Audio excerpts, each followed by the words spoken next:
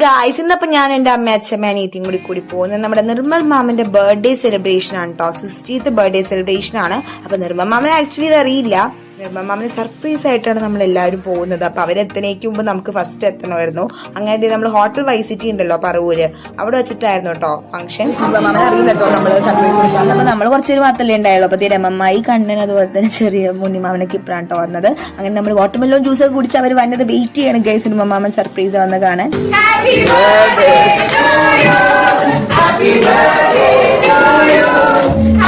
കണ്ടോ ഗൈസ്, നിർമ്മമാമൻ ആകെ സർപ്രൈസ്ഡ് ആയി പോയി, ഞെട്ടിപ്പോയിട്ടാ. ഭയങ്കര സന്തോഷമായി. നിർമ്മമാമൻ ഒട്ടും പ്രതീക്ഷിച്ചിട്ടുണ്ടായിരുന്നില്ല.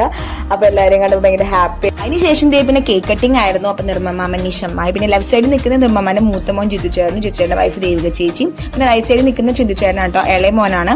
അപ്പൊ അത് എല്ലാവരും കേക്ക് അങ്ങോട്ടും ഇങ്ങോട്ടും കൊടുക്കുന്ന രംഗമാണ് ഗൈസ് നിങ്ങൾ ഇപ്പൊ കണ്ടുകൊണ്ടിരിക്കുന്നത്. അതിനുശേഷം നിർമ്മമാമൻ കുറച്ച് സംസാരിച്ചിട്ടുണ്ടായിരുന്നു.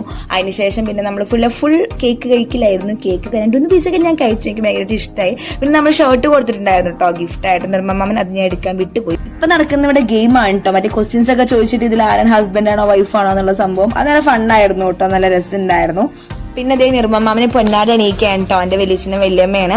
അപ്പൊ അതിനുശേഷം പിന്നെ കുറച്ച് പാട്ടൊക്കെ ഉണ്ടായിരുന്നു. എല്ലാവരും പാട്ടൊക്കെ പാടി, അത്യാവശ്യം എന്റെ അമ്മയൊക്കെ പാടിയിട്ടുണ്ടായിരുന്നു. പിന്നെ ഉണ്ണിമാമൻ അങ്ങനെ കുറച്ചുപേരൊക്കെ പാടിയിട്ടുണ്ടായിരുന്നു. പിന്നെ ഞാൻ പാടാന്ന് വിചാരിച്ചാണ്, പിന്നെ വെറുതെ അവിടെയുള്ളവർ ഓടിക്കേണ്ടെന്ന് വിചാരിച്ചത്. എന്റെ അമ്മയുടെ കൈസാ പാടുന്നത്. അങ്ങനെ ഇത് കുറെ ഫുഡ് ഉണ്ടായിരുന്നു.